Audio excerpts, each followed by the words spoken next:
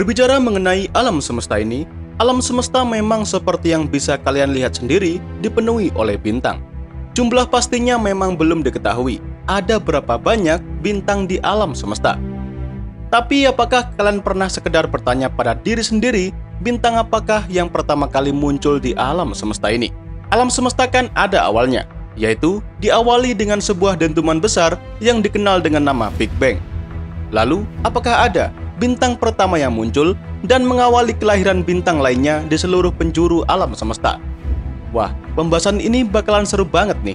Jadi seperti biasa, daripada kalian penasaran, mari kita langsung bahas bersama. Jadi, sejak 13,8 miliar tahun yang lalu, kisah tentang terciptanya alam semesta dikisahkan oleh cahaya berbagai objek di langit. Cahaya yang menjadi sumber informasi utama sejarah alam semesta dirangkai oleh radiasi latar belakang atau bisa disebut sebagai fosil cahaya dari masa lalu ketika alam semesta masih berusia sangat-sangat muda dalam keadaan panas dan juga padat. Masa itu adalah ketika alam semesta baru berusia 380.000 tahun setelah Big Bang atau dentuman besar terjadi. Penelitian yang dilakukan oleh para ilmuwan ini memang bisa dikatakan seperti melihat masa lalu.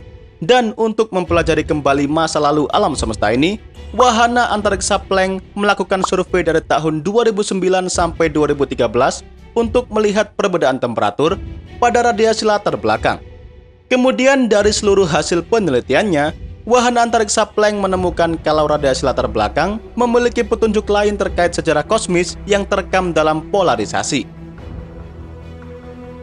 Dalam pengamatan menggunakan Wahana Antariksa Planck, cahaya yang terpolarisasi bergetar pada arah tertentu dan diduga terjadi saat foton memantul dari partikel lainnya. Pada awalnya, foton terperangkap dalam subpartikel yang padat dan panas ketika alam semesta waktu itu hanya terdiri dari elektron, proton, dan neutrino yang baru berusia beberapa detik saja.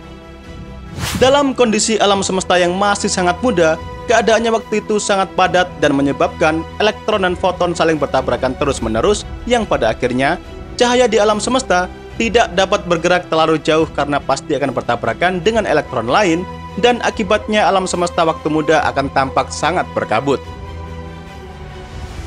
Tapi ketika alam semesta terus mengembang dan semakin dingin, foton dan partikel lainnya kemudian saling menjauh dan tabrakan yang dulu sering terjadi menjadi semakin jarang. Dalam hal ini, akibatnya ada dua hal yang mungkin terjadi. Yang pertama, elektron dan proton akan bersatu membentuk atom netral dan tidak terpisahkan oleh foton yang datang. Dan yang kedua, foton akan memiliki ruang yang cukup untuk melakukan perjalanan dan tidak akan lagi terperangkap dalam kabut kosmis.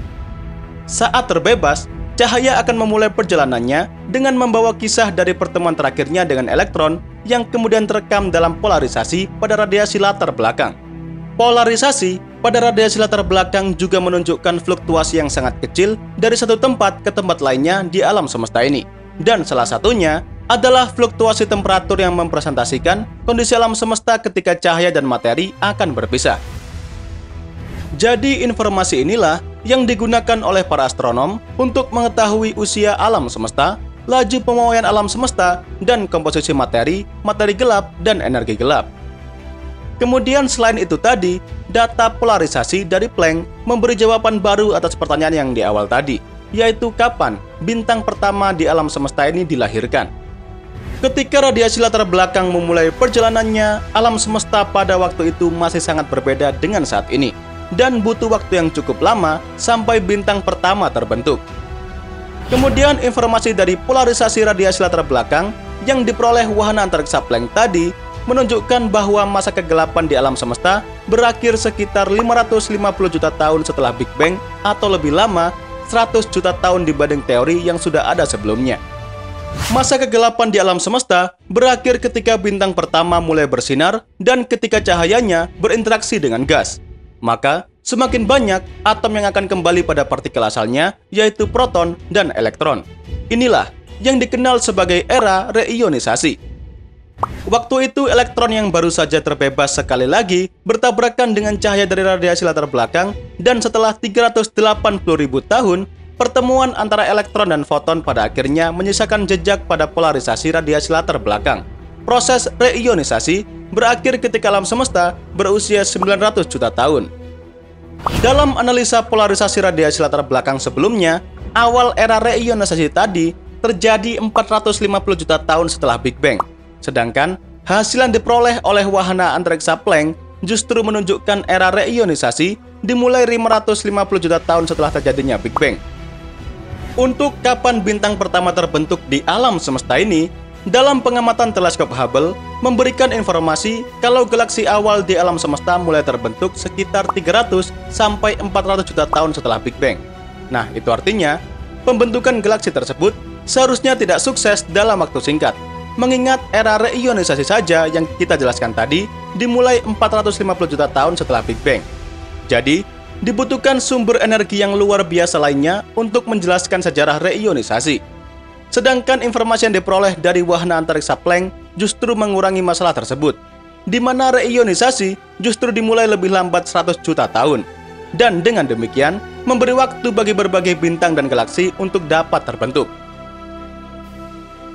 Jadi bisa dibilang, bintang pertama di alam semesta ini tidak bisa disebutkan secara spesifik bintang apakah itu, melainkan beberapa bintang memang terbentuk pada masa reionisasi ini, yang memang merupakan masa di mana alam semesta baru berpindah dari masa kegelapan menuju reionisasi dengan bintang yang mulai lahir dan bersinar di penjuru alam semesta ini.